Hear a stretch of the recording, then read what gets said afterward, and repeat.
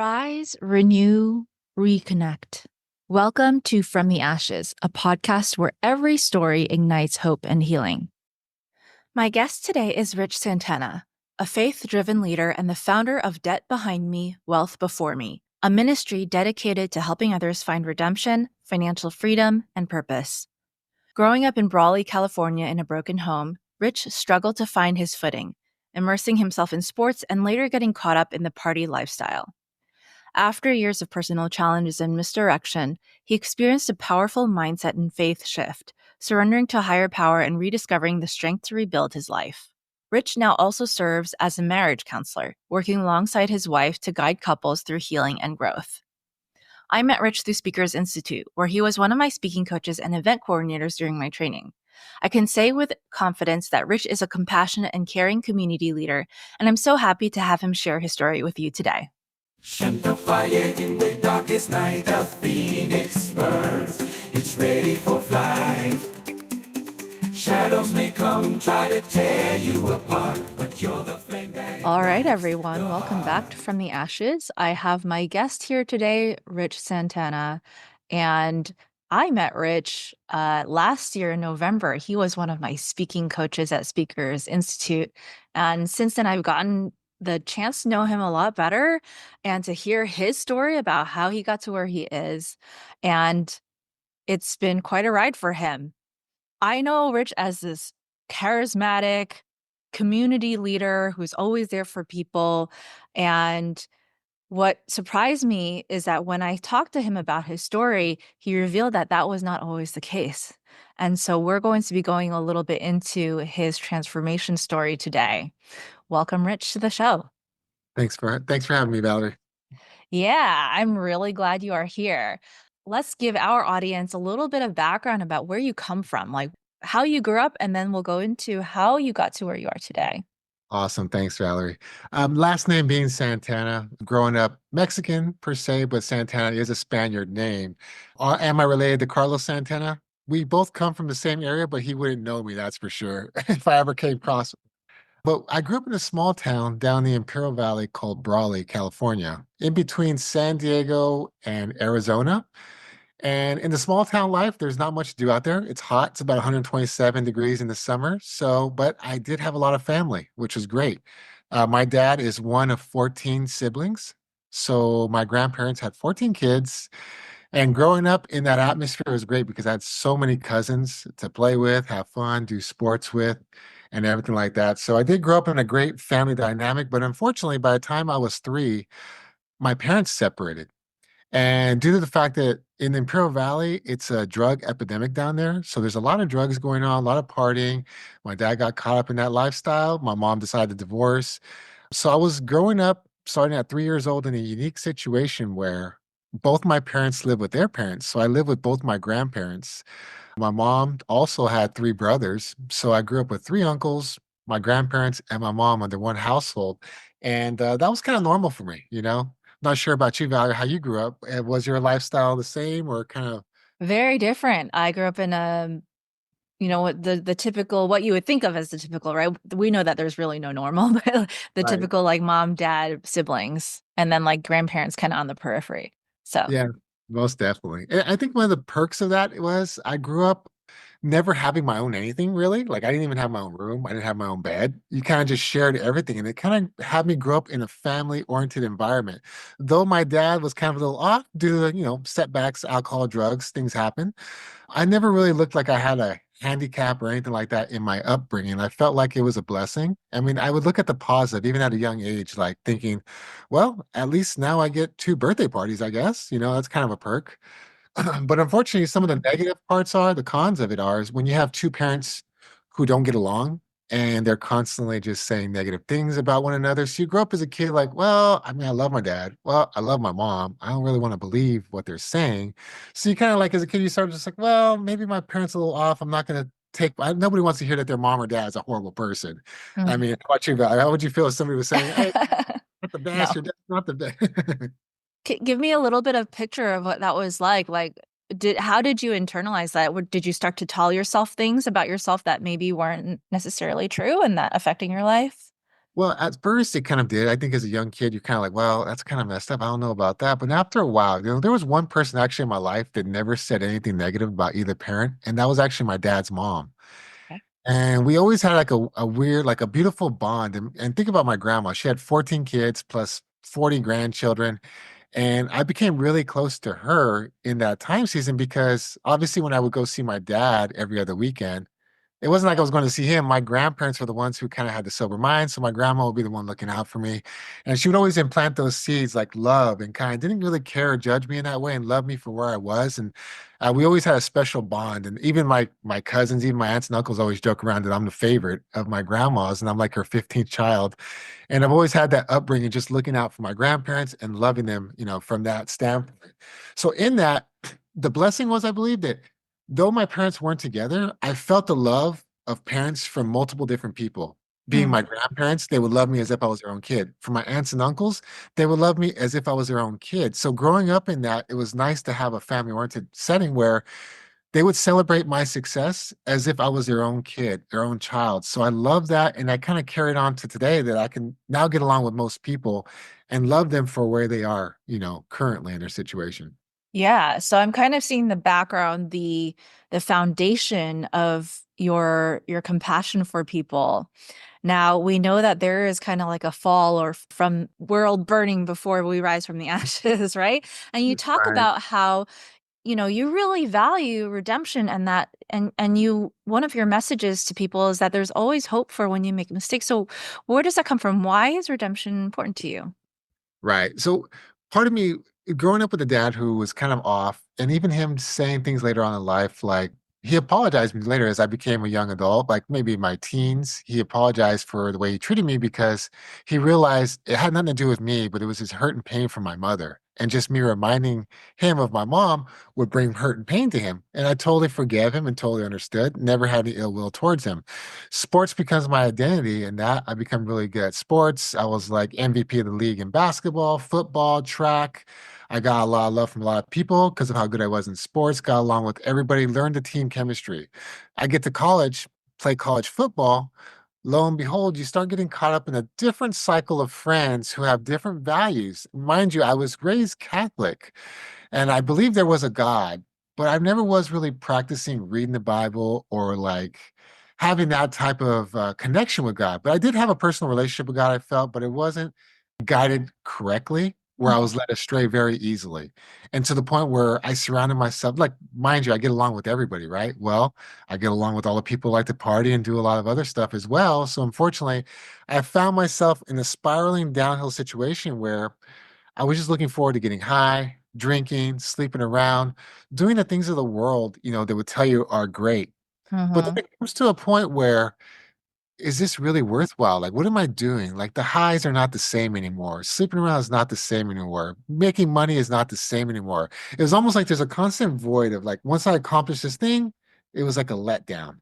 Accomplished the thing, it was a letdown. And it came to a point where actually one of the girls I was with, after a year of being with her, she told me she was HIV positive. Now, at this point, my mindset was like, you know what? I'm just going to live fast, die young. I don't care. I don't want to get tested. Everything was hopeless. Everything was pointless. I had no calling. There was no reason, rhyme or reason for anything, right? So here I am living this life. I'm doing illegal activities in multiple different areas. I'm basically just asking God for help in ways of like just getting like basically, like a father would spank you when you're doing something wrong. It's almost like in a way I was asking God, God, can you just chasing me? Can you give me a spanking to get me right? I need Okay. a little help here. So God, in a way, kind of gave me that blessing in disguise where I got caught car full of drugs. They're like 10 years of life. And I'm like, God, I asked for help, but 10 years of life is kind of steep. It happened to be on a Friday the 13th, July 2007. I was going to fight this case. And here I am in a situation now where, I would rely on myself a lot to get myself out of situations. But now I was in a situation where I couldn't lean on my own understanding anymore. I was definitely led myself astray. I led myself in a situation where I never thought I would be in my life. I mean, I joke around back in high school. In my high school yearbook, I was most likely never to end up in prison. Mhm. Uh, Somehow, happenstance, anything can happen. So I'm not sure about you, Valerie. Have you ever been in a situation like that where you're like, I don't know how the heck I'm going to get out of it. I'm sure you have. Yeah, yeah, definitely. I don't even know if I've told those stories yet. That might need to wait for another day. That might be another segment. I might have to interview you on that one. Yeah. But yeah, once I was in this situation, basically at this point, my options were limited. Am I going to continue trusting my ways, the world's ways? And so here I am. I finally take a plea, a 37-month sentence. I turn myself into this prison facility up north in Lompoc, federal prison. And I'm like, the first 3 days, eat and sleep. I'm stuck in the cell, right? Mind you, I have one other cellie. I'm stuck in the cell. They treat you like an animal. I'm ripped away of everything, my dignity, money, clothes, everything. I start fresh, jump shoot. They feed you through a hole in the door. You're stuck in a shoe, a cell, every 24 hours. First 3 days, eat and sleep, no problem. Well, guess Mhm. what? After 3 days of sleeping, you cannot sleep anymore. So now I'm stuck in my mind, like, how did I end up here? Why am I here? What am I going to do? I'm like, and finally, I'm like, God, if you're real, just give me one day outside of prison and I'll give you my life. Mind you, I didn't know if I had HIV or not. I didn't Mm, want to do 36.5 months of prison and die of HIV. So I yeah. did a private confession to God, like, God, just asking for a faith ship, per se.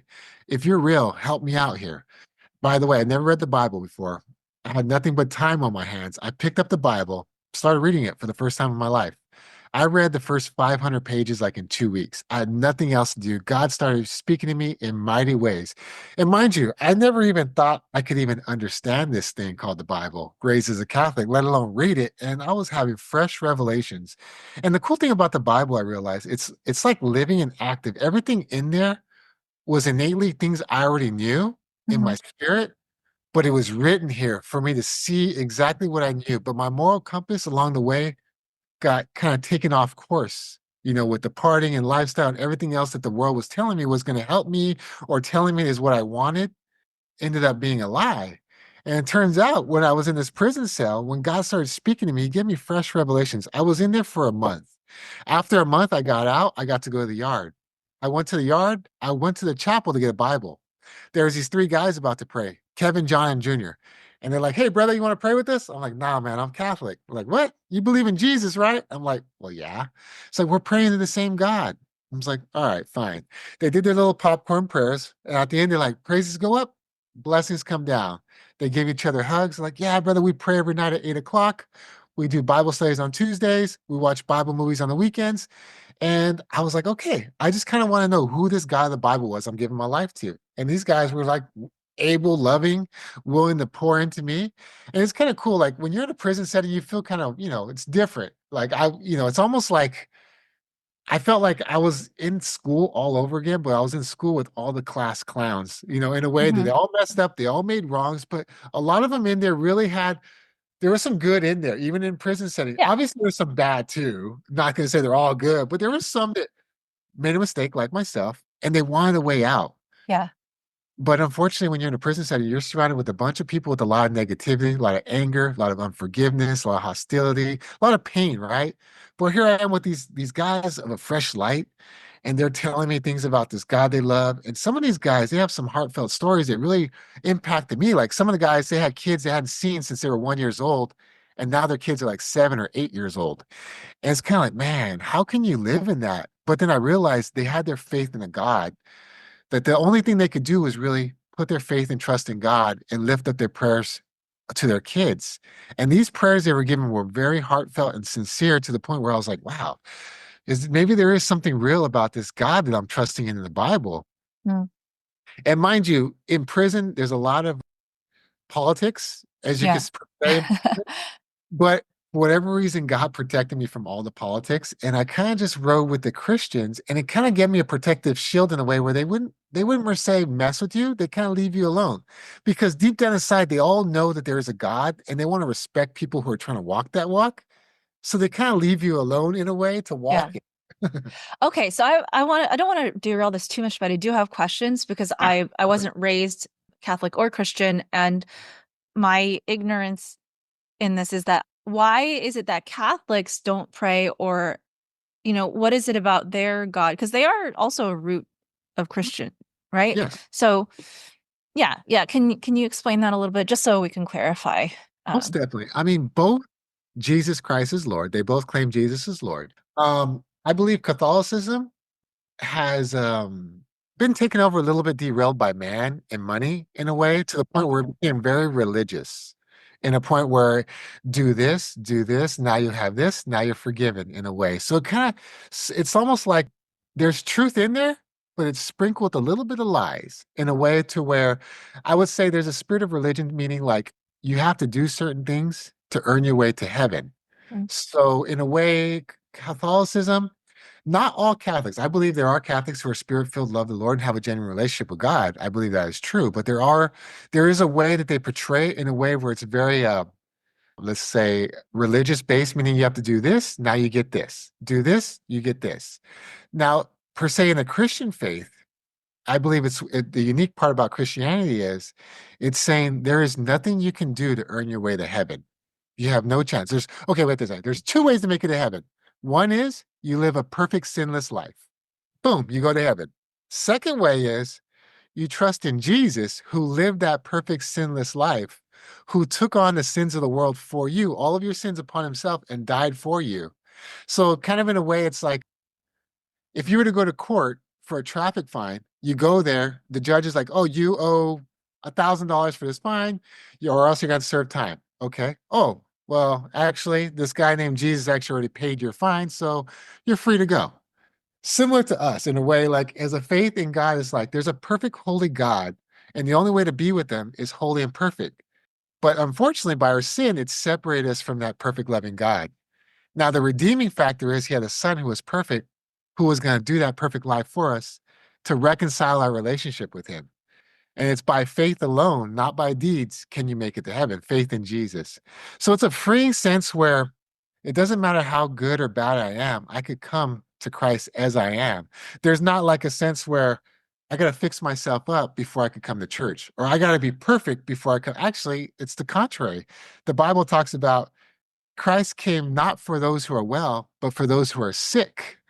So basically, if you think you have it all together and you're perfect and you have no need for me, go ahead.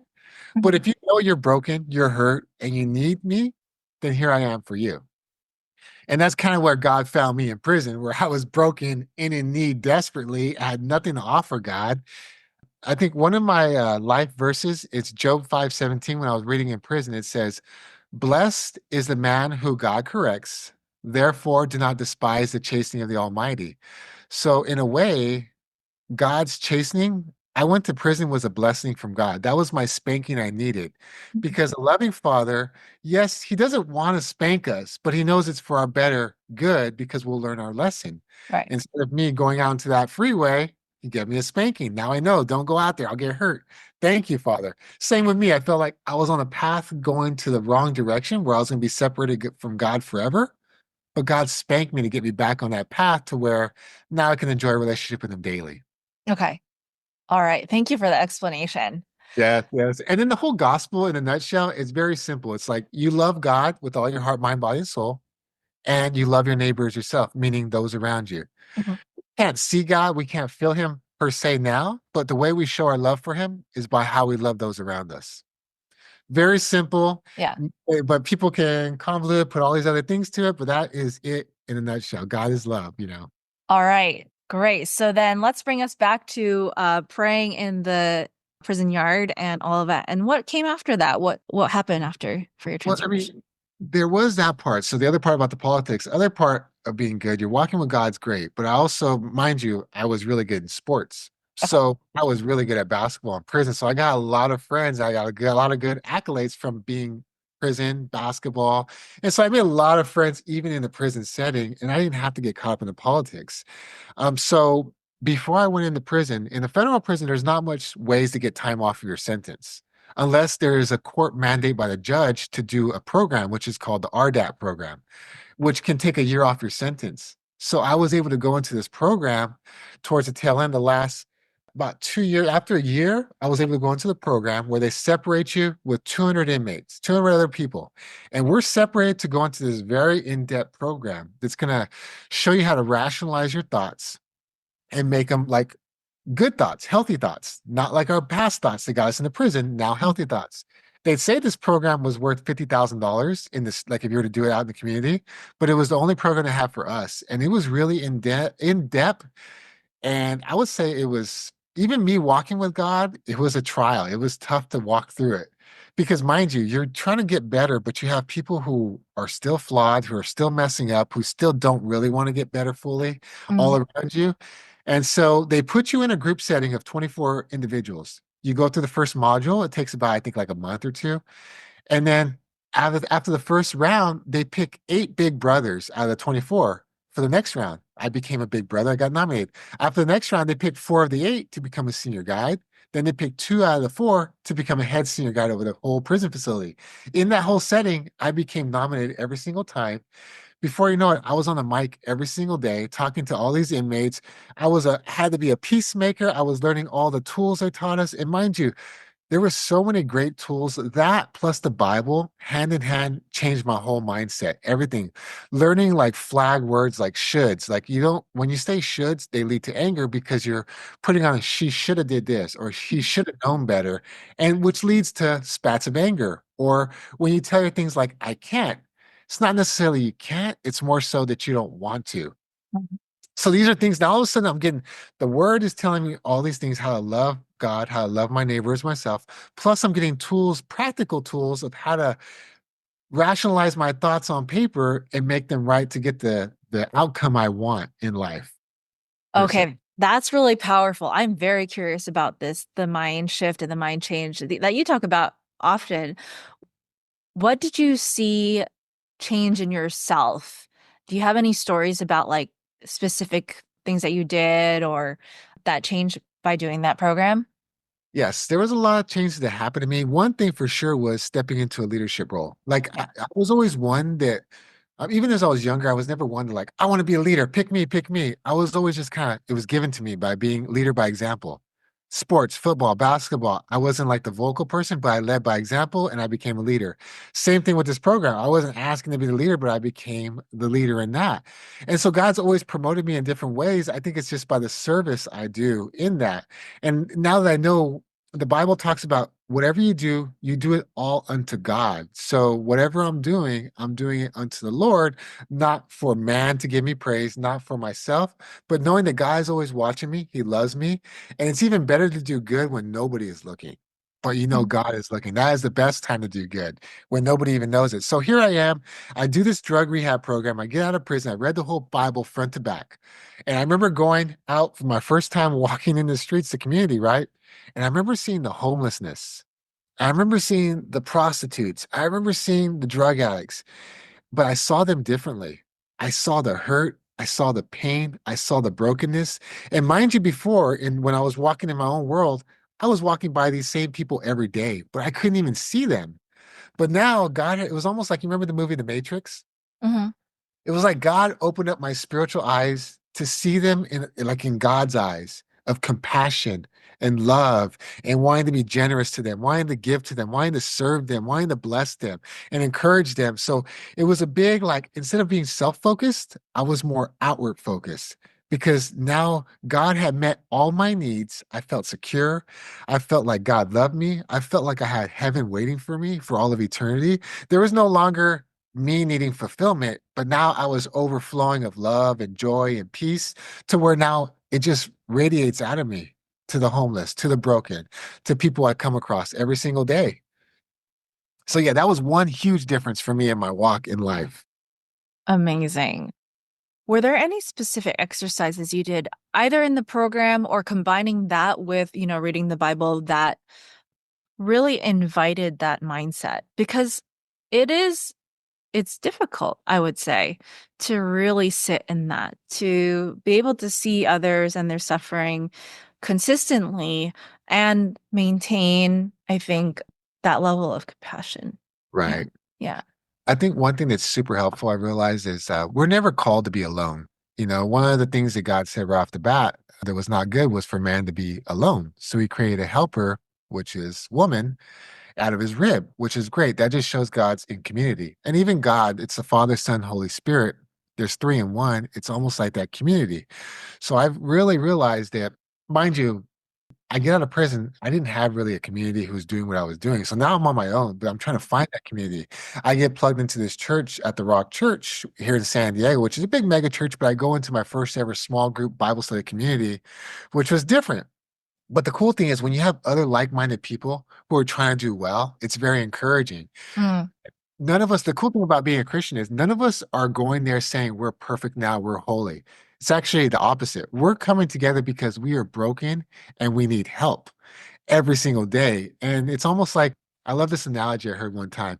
It's like, say, so we're filled with God, we love God, we're hanging out with them in the morning. Now we're going out into the world. There's people angry, they're upset, they're telling us stuff, they're beating us down, our job, maybe our spouse, our kids, just the world just broke us down, right?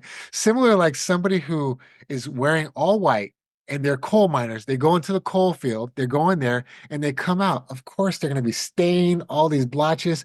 So then it's kind of like that. We go into the world, but then it's coming back to God and being refilled, renewed, our mind, our heart, our body, our soul.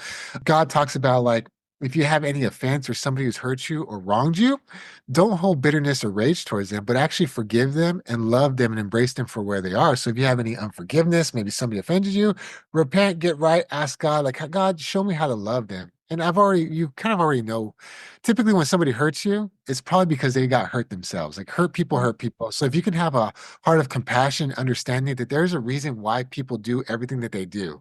yeah. There's a reason why they do good. There's a reason why they do bad. And when you can understand that, you can have a heart of compassion and understanding for them and not judge them so quickly. Yeah, I love that. Not judging so quickly. So from there, then you get out of prison and you start going to church and all of this.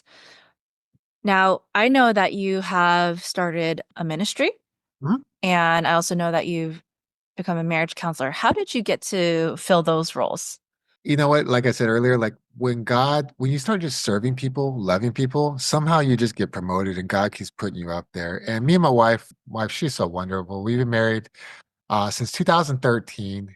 We got married in May, and it was a huge blessing because, mind you, when I went to prison, I told God, just give me one day outside of prison, I'll give you my life.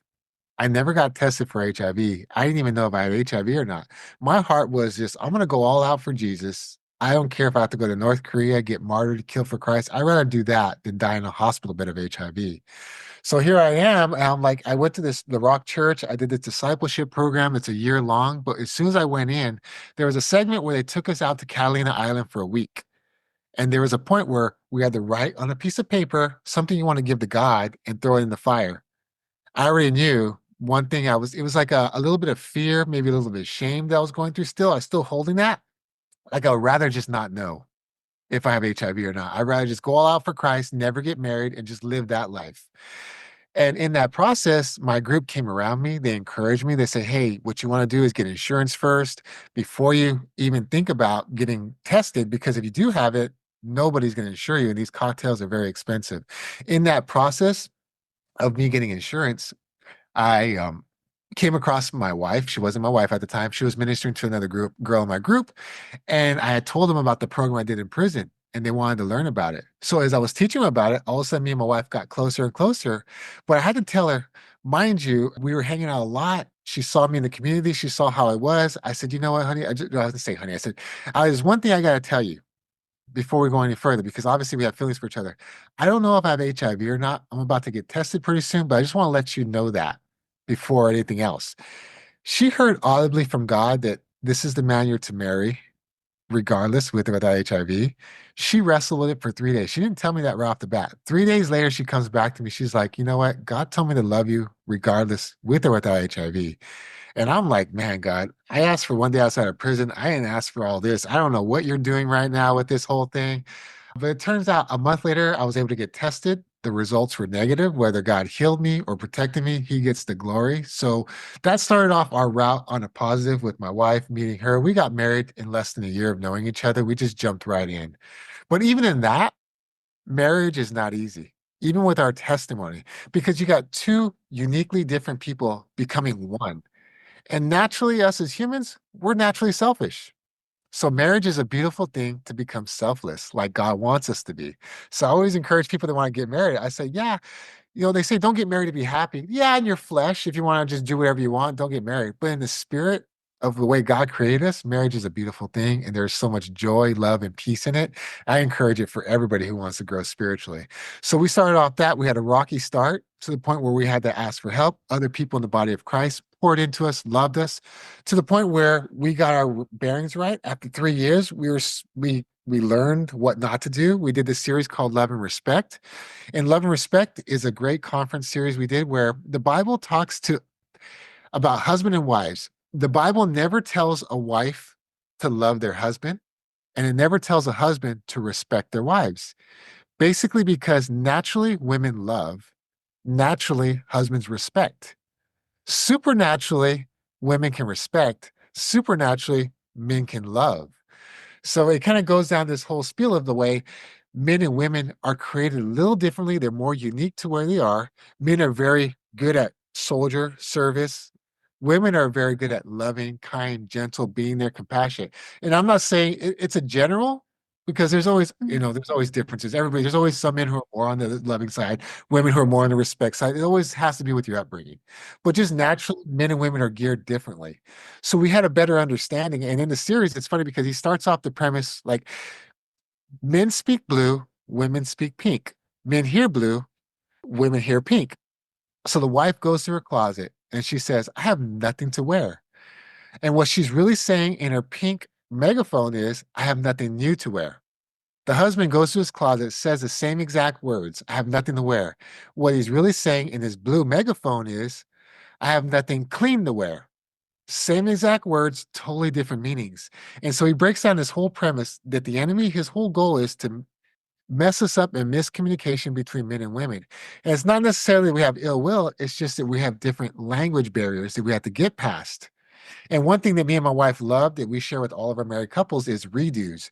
Redos meaning if I say something that came across wrong to my wife, it had no ill will intention on my part, but it came across wrong to her, a little off. She can ask me for a redo. And it gives me a chance to redo and say the last thing I said. And psychologically, we always remember the last thing that was said to us. So it gives us a chance to get things open so we don't bottle it up and we just get it out in the open. And then we clear it up just like that. Because the other way is a lot of couples sometimes, oh, well, they said, it kind of rubbed me wrong, but I'm just going to let it go. All of a sudden, you have Mhm. 5, 6, 10 things bottled up, and then you just blow up. Yeah. You could have just taken care of it right off the bat by asking for a redo. Instead, you bottled all these things up. So it's a good way to get things out in the open and clear. And it's real easy and quick and effective. Yeah. Yeah, that's really great. And so in that kind of built up. So me and my wife, we also went to marriage conferences every year. So we grew a lot in that. We gleaned to all the married couples who are 20 years plus married. We would glean and learn everything we could from them possible to the point where it got to the point where we were able to help and share and give that back to people around us. And it's kind of like you get to love God in the same way you felt love. And it's kind of like you had that same thing. We got loved on by other couples who loved on us. Well, now we get to give that back to these other couples who are coming up and wanting to learn. So that's kind of how we kind of walked into the marriage ministry. It wasn't like something we were wanting to do or say, but God just kind of put us there in a way that it was like a blessing. And we've seen so many married couples like get restored. Some couples that they were separated already, they weren't even living together, and God redeemed, brought them back together. I've seen couples to where I remember praying with their son, and he was so broken and sad his parents were going to get together, and then God just redeemed, and now they're thriving, their parents together, serving. So it's such a beautiful thing to serve and give back to couples because it's not only that we're affecting them per se, but we're also affecting their kids, we're affecting their parents, we're affecting their whole livelihood, everybody they know is affected by that couple. And we get to help them go on the right cycle to where they can love and encourage each other instead of being a discouragement, because a lot of times, like in the Love and Respect, it talks about you get caught in this crazy cycle where you can't get out of it. Like all of a sudden, he's being or he's being unloving and it's causing her to be disrespectful, and it just goes down this cycle of just back and forth, and it's hard to get out of it unless you have an outside vantage point, somebody could step in and be like, hey, let's stop and try something new, something different, because that whole disrespect and being unloving is not going to work. You Mhm. can't continue to be unloving to him so that he can now change, per se. You got to actually step in and do something first. Yeah. Can I ask, in terms of like having seen your parents separate, when you first got married, did that factor into some of the conflict or your perception of things at all? I think the blessing was for me, I had two sets of grandparents that I got to witness. who I got to see them function together. Mm. So I still actually got to grow up in a seeing a married couple, head of the household, wife of the household type of thing. And it's funny because I had two opposite perspective. My grandparents on my mom's side, my grandma was very dominant. She had the biggest voice, everything like that.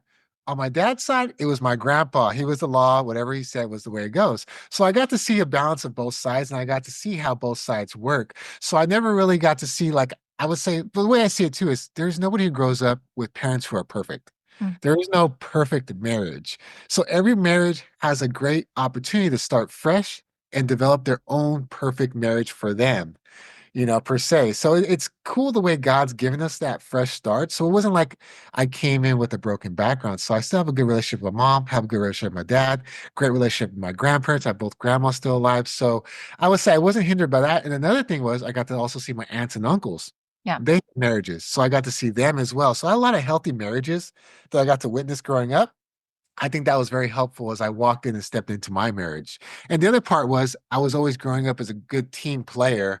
Uh-huh. It was kind of natural for me to go into the selfless attitude with my wife, more so than if I was like a single kid. Maybe if I only had my own room, my own everything, I may have had different attitudes toward my wife than I was in the way I grew up. Yeah, absolutely. Having I think I've been married less than 2 years now. So I'm still very much learning, but I do definitely see how it is a new life. You are becoming someone else, factoring in another person. I think that is really cool. And one of the things that I hope to explore is like how to better communicate, how to ask for what we need to in a way that is healthy. I think Yeah. that's big too, because a lot of times we get caught up in this like Hollywood perfect marriage thing where we think that it's going to be that way, but we don't see the behind the scenes when they're cleaning, doing all the other stuff, the everyday life stuff, right? Yeah. And that's kind of the practical things that we touch on, like doing laundry, doing dishes. We've had a whole group discussion just on dishes alone, just laughing and doing, just we have fun as couples because we all know that we need help, but it's hard to break out of that shell like, oh no, we're perfect. We have it all together. And I think when we come together as groups and we get to open up, it's like, hey, we were never perfect. We get to just break it down like, hey, we were flawed. It's okay to be flawed. And it's okay. We can help each other get back together. And I think that's the cool part about it. And then you and your husband are going to learn new things about each other. You guys are understand each other. Like as a wife for you, like for you, it's probably better off for you to tell your husband what you want than to have him always trying to figure out or guess. It's good to kind of give hints and give it away per se than us trying to figure it out. And there's always that ongoing joke, like when, the wife says, I don't know, where do you want to eat at? Wherever you want to eat at, right? Where do you want to eat at? And then the husband's like, well, I want to go to the barbecue house. And the wife's like, I want to eat there. We're like, wait, yeah, wherever you want to eat at, right? Yeah. But and I learned one of the hacks is I tell husbands like, okay, when your wife tells you that, what she's really saying is, can you give me some ideas of good places to eat at?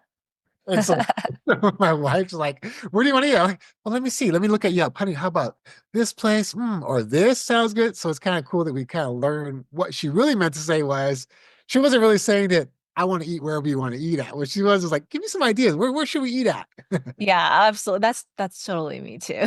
And I think it's like learning your own quirks, like your own expectations, because those are unspoken expectations, right? That we don't even know. They're not conscious some of the time. So Yeah, yeah, 100%. yeah. And the cool thing is like one thing I've learned too is I tell couples, it's not like our spouse woke up and was like, oh, how can I ruin this person's day today? Like, no, that was never the start of the day. It just happens through days. The things happen, shortcomings. Sometimes we're tired, sometimes we're hungry, sometimes we're this or that, just a little off. And when you can extend grace, because I think a lot of times as couples, we hang out so much together that we put such a high demand and expectation on our spouse to where they can never meet it of perfection. And then we start becoming shorter with them when they're actually the person we should be the most gracious with because we're giving them the most opportunity to fail us because we're with them all the time. And then here we are with our friends being all gracious and kind to them. And we only Yeah. see them once a week or whatever. But in actuality, we should be the most gracious with those around us. But it also portrays our own personal relationship, right? How we treat our spouse is really our internal battle that's going on. So if I'm Mm. short with my wife, I'm probably really beating myself up deep down inside. Or vice versa. If I see that my wife is being short with me, I can have eyes of compassion for her, realize, oh, she's probably beating herself up. Maybe she's not feeling good. How can I love her where she's at? Because I think a lot of times as spouses, we get caught up in being offended. And if one of us gets offended, we build up a fence and then we can no longer love them. We can no longer encourage them. Now there's boundaries and now we're hurt, they're hurt, everybody's hurt. Let's hurt everybody, you know. Yes, that is super true. I'm just thinking of like all the times that I've done it, and there are many, many, and I'm sure there's going to be many more. And just training myself to just be more aware. 100%. Yeah, And I think yeah. one of the biggest things for new couples is just to be okay with not being perfect. It's okay. Like, I think that was one thing that when we first started getting married our first year, we thought there was something wrong with this. Like, man, are we the only ones struggling? And then actually it comes down to like, and then we came to our second marriage retreat. We're like, oh, wait a second, everybody's struggling, everybody's flawed, everybody's messed up. Like, oh, okay, that's pretty cool. That's reassuring. And then like about I think 3 or 4 years later, I came back and I was telling the husbands joking around like, "Hey guys, I figured out marriage. I figured it out." Like, what? You figured it out? I was like, yeah, I figured out that I'm never going to figure it out. And I'm okay that I'm figuring it out. And that's okay with me. It's always going to be like a learning because we all grow. We're all going to become different. Like I'm different than I was in my 20s, different in my 30s. And now that I turned 40, I'm different in my 40s. And it's okay. You have different callings, different desires, different needs, as we get older. And we're just kind of adapting to each other as we grow older together. But I think one thing that's healthy for me and my wife is we both have a similar goal in mind. We want to honor God. Mm, And that's, I think, vital. I think couples need something that brings them together, a common ground that brings them together. And for me and my wife, obviously, that's our faith in God. And that helps us that we want to better ourselves and be more like Christ for each other to experience each other. And that's kind of like our foundational focal point. Rather than being like who's right or wrong, yeah, it's more like God's right. And let's go towards that. yeah. I definitely agree because then that way you can grow in the same direction, even if it's not like 100% this Right. unified, but it is like, Yes, we yeah. both have a common ground that we're both, and the spirit of God, this is what we want is we want fruits of love, joy, Mhm. peace, patience, kindness, goodness, faithfulness, gentleness, and self-control. Those are all the things we want to come out of us, especially when it's hard, because it's kind of like, what's going to come out of you when you're getting squeezed? Is it going to be anger, frustration, or is it going to be peace and gentleness and kindness? So there's always opportunities to exercise that. And the cool thing is, it's not like, I think when you have your faith in God, it's okay to mess up. And, it's just all about getting back up and just dusting yourself off and just being better tomorrow than you were today. And just continue to go down that route, bettering yourself every day. Because we're never going to be perfect. We're not called to ever be perfect, Yeah. but we're constantly trying to better ourselves. And I think that was a blessing in Speakers Institute that we all came together. And I think we all were coming together on the common ground that we all want to better ourselves and we all want to upgrade and we all want to help this world out in whatever aspect, wherever our calling is in this life right now. Yes. And one thing I really like that you said is like you're a different person in all these stages. What a blessing and something to just like really hold dear is your own curiosity, Mm, right? Your own curiosity about yourself and knowing like you're not meant to be the same person day to day, year to year. You're meant to evolve and like grow that. And it makes life more exciting knowing that like it's not going to be the same tomorrow. And that's right. okay. Yeah, it gets kind of Yeah. exciting, right? Like it's not going to be mundane, not going to be changed. And then you think about parents, they come have kids, their kids get older, then you transition to the next stage, no longer kids at the house. So it's always evolving jobs, living conditions. But it's good to have that common ground. I think me and my wife, like we just moved to our new place here in Carlsbad, and it's been a blessing. But it's also like switching the churches and everything like that. So it's like you're just trusting God in the process. No matter where we are, God's going to be with us, and we're going to just enjoy every moment because tomorrow's not promised to any which one of us. All we have is today, and we're going to just rejoice and give thanks in it. All right. I want to ask a question about forgiveness Mhm. and shame. Yeah. What is the hardest thing you've ever had to forgive yourself for? And how are you able to do it? And how are you able to let go of the shame that you carried? So I think the hardest thing to forgive myself on, I would say there's a time where I was always trying to be perfect. Like I always wanted to have everything perfect. I always wanted to line everything up. I never wanted to offend or hurt anybody to the point where it stunts you. and you can't really be out there. You can't really give your best because you're always trying to be perfect for everybody and please everybody to a certain degree. Mhm.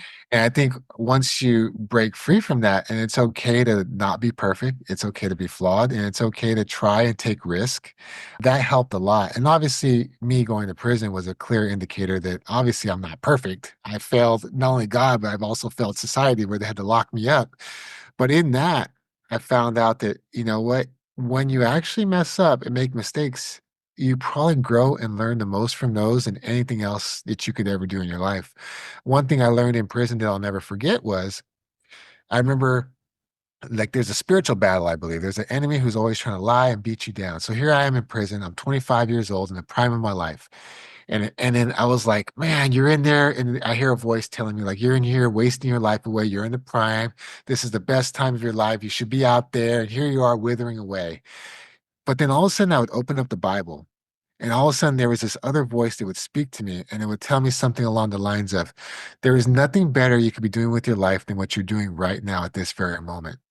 And I always kept that near and dear to me that when I'm spending time with God, it is like the best thing I could ever do with my life.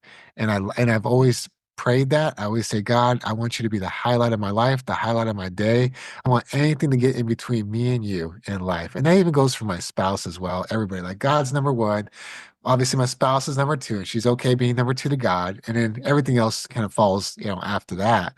But I think a lot of times, unfortunately, is we put our spouses in a position to where they should have never been. They cannot be our God. They cannot be our everything. They cannot be perfect. We should never hold anybody to a perfect status, Mhm. which I was actually doing to myself when I had Mhm. that spirit of wanting to be perfect. So then once that got broken off of me, I was able to kind of like, okay, I could forgive myself, like really genuinely forgive myself. I could get back up and start fresh. And no, it doesn't matter how old I am, doesn't matter where I'm starting at. This is my starting point, and let's go from here. And I think that helped me a lot, breaking free from that just perfectionism of wanting to do that. And that even goes the same for content. Like I just barely started out my website, like debt behind me, wealth before me, our ministry, just got the YouTube, just got the Instagram. But now it's about let's put out the content. And it's okay to not be perfect. Let's just get out there and get to it. Yeah. Do you ever still get it though? Kind of like that, like, oh, it's not quite good enough kind of thing. All the time. And even like, one good thing about Speakers Institute is like Sam did a great job of pushing us to our limits of being just we're for sure like we're set up to fail. Yeah. we're, Yeah. and I'm like at this point, if you have a spirit of perfection on you, you might as well throw it out the window because none of this is going to be perfect at all. No. And I love that about it, the experience. I love that I was going to try my hardest. I was going to stay up late. I was going to practice my speech. And Yes. in the morning, I was probably going to forget anyway. And that's fine. 100%, yes. And that was the greatest part about it. And we were all okay messing up. And it's cool to be in a safe ground that we could all mess up. And I think that's something that we lack in society is surrounding yourself with this community that's okay with you not being perfect. And it's okay to try new things and try to grow and evolve from there rather than like, oh, don't do that. You don't want to do that. That's not your lane or you can't do that. Rather like, no, if God called me to it, I can do it. But, it may not be perfect right off the bat, but obviously you're going to have to try, trial and error and just get back up, pick yourself up. And I think one thing I learned too, like even growing up, even like subtle things, like one of my first, like I would say, the things I grew up was I remember starting off when I was 4 years old, video games. Nintendo had came out Mhm. not too long before. But one thing that video games taught me was it was a lot of like repetition. You do it Mhm. over, you fail. You do it over, you fail. You do it over, you fail. And I learned that you can actually become really good at anything you want to do through repetition over and over and over, failing, failing, failing. You're failing forward rather than it's not a complete failure. It's actually a success because to be successful, you have to fail that many times to get to success. So that stuck with me. That's how we became good at sports. That's how we became good at being a husband. That's how we became good at being a son of God, child of God. Just it's okay to fail. You learn that along the way. It perfects you in a way. Yeah, absolutely. And I think there's a similar story because I play video games too. And I think this is, certain ones, like if I end up spending like over a couple of hours on like one boss, I Right. might give it a rest. But most of the time it is like you try one strategy. If it doesn't work, then you try another strategy. And then the reward for it, having that thing is like, I know it's going to be good and like I'm just going to have faith. That's what a video game is built for. It's built for a positive outcome at the end. Yes, the Yeah. success. I mean, there's the accolades, there's whatever you're doing to conquer. Think of Mario Brothers, you're saving the princess, you're saving the world, or whatever it might be. There's this positive thing that comes out of it. Yeah.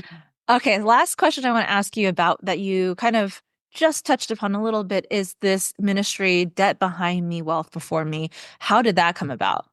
Well, it came about, I mean, because we were already pouring into a lot of marriages and we were doing a lot for them pouring in. And then we realized a lot of the times marriage's struggle is it's one is communication, which we're helping with, but the other thing was finances. And finances is a big one because obviously there's stress, there's anxiety, there's fears that come with finances. And when you have two people involved, it can become very hostile when they're put under pressure.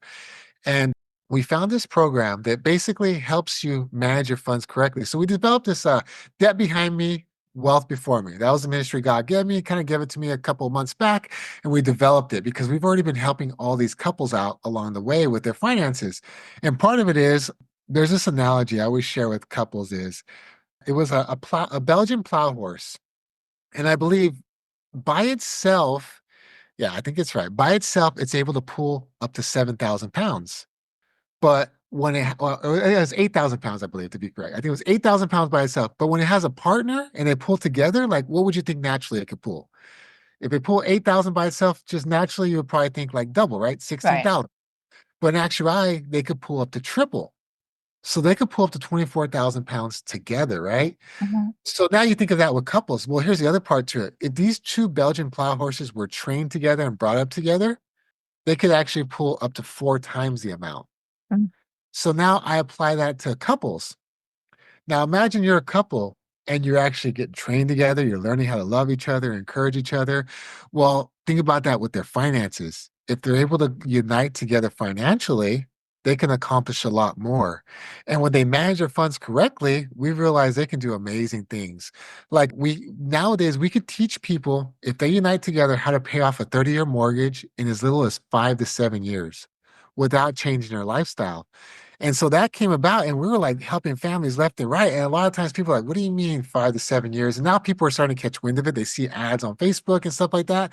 But it actually is possible. And that's kind of how it developed was a need for couples to come together. But the other part was financially, America is in shambles right now. We are in more debt than we've ever been in our lives.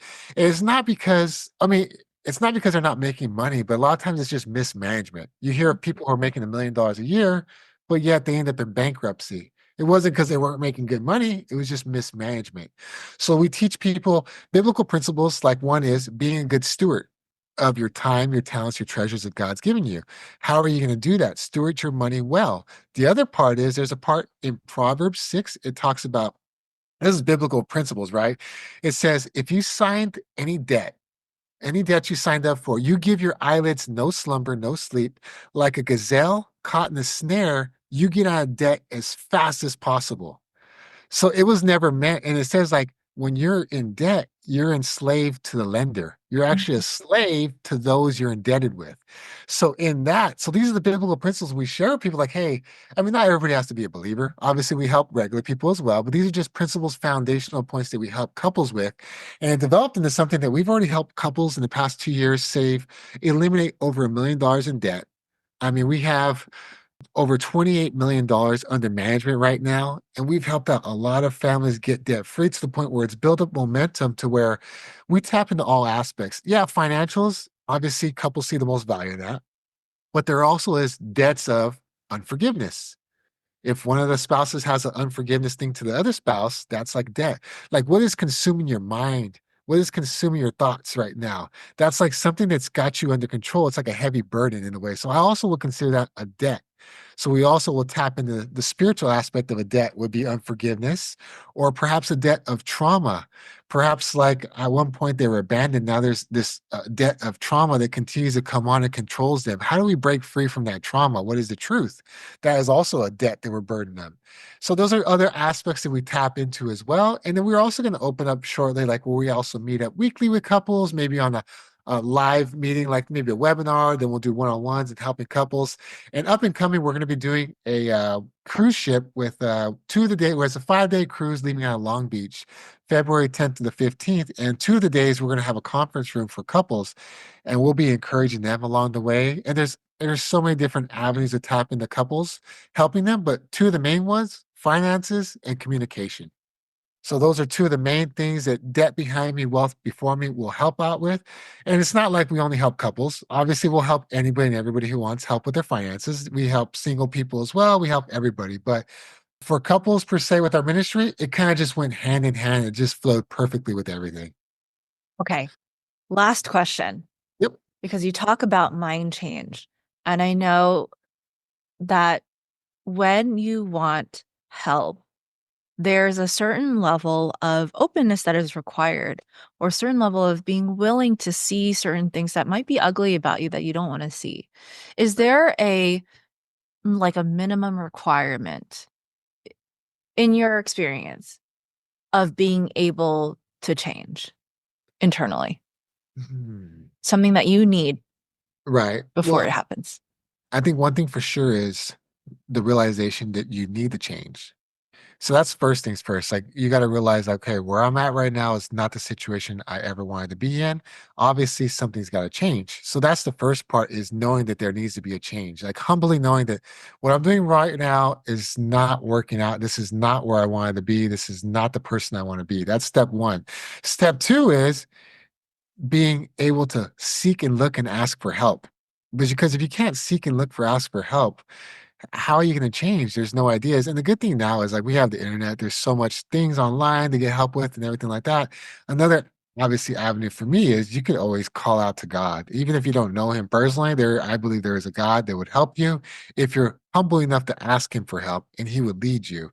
I mean, I asked him for help. Obviously, I was at rock bottom, and you don't have to wait till then to ask him for help, but it worked for me. So I think you got to ask for help humbly, and you got to be willing to try something different, something outside of the box, something that's not very comfortable, something that's not the usual, because perhaps you grew up in like, let's just say an eye for an eye or a tooth for a tooth. If somebody hurts you, then you got to get them back. If that's your mindset, then it may not be the best mindset, because you're going to always be in conflict. But if you could actually learn different ways to love people and encourage people where they're at and have an understanding, you can get a lot further in life. And I think that's one thing that God's highlighted for me for change is having an understanding. Just understanding, first off, for me, was understanding God.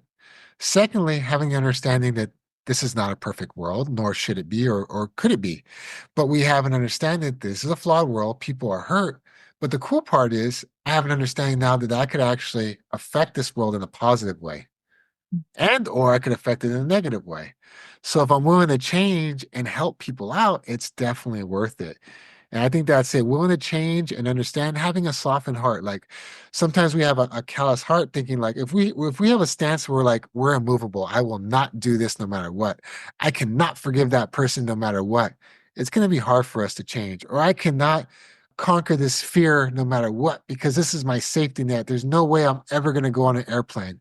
Then yeah, you're not going to be able to change. But if you're willing and want change, it might happen slowly or it might happen instantly. I mean, but either way, there is an opportunity for change and everybody can do it. So I would encourage any of the people who are listening right now, if you're in a current situation where you're struggling or you have fears, anxiety, pain, I would say the step one is call out to a higher power, like, God, help me. I need help. Guide me, direct me.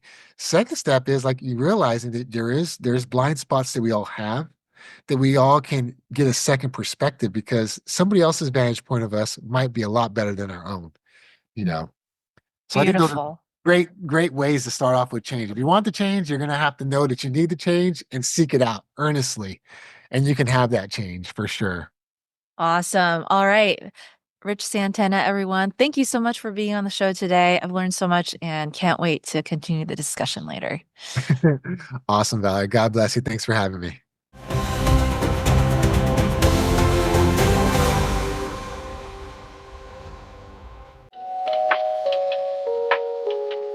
Hey, listeners, if you're enjoying the stories and insights from the Ashes, why not stay connected with our community? Join my mailing list for bi-weekly updates on upcoming events, wellness tips, fun tidbits, and of course, new podcast episodes. I promise no spam, just valuable content to help you live your best life. Head over to www.intrepidwellness.life and sign up today. Don't miss out, and let's keep the conversation going.